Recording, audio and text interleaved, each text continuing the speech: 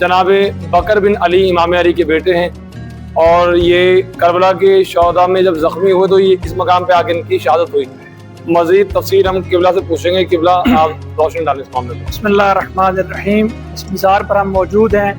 ये मौला अमीरुल मोमिनीन के बेटे हैं बकर बिन अली।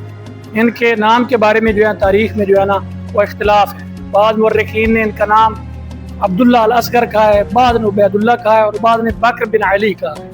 मौला अमीरुल मोमिनीन जब जंग जमल लड़ने के लिए बसरा गया थे तो वहाँ पर कबीला बनी नाशल, जो कि बनी तमीम अरब का बहुत बड़ा कबीला है, उसकी एक शाख थी बनी नाशल।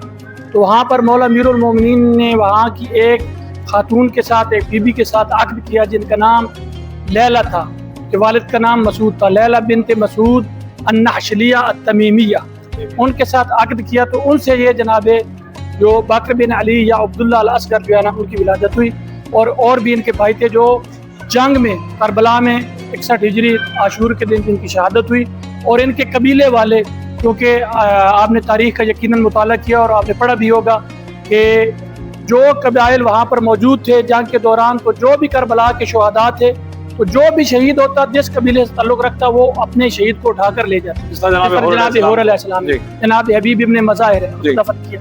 तो इसी तरह इनके कबीले वाले, इनके जो ननिहाल थे, ठीक है ना, कबीले बनी नाशल वाले, बनी तमीम था, वो उनको उठाकर यहाँ पर लाए और यहाँ पर इनको जो है ना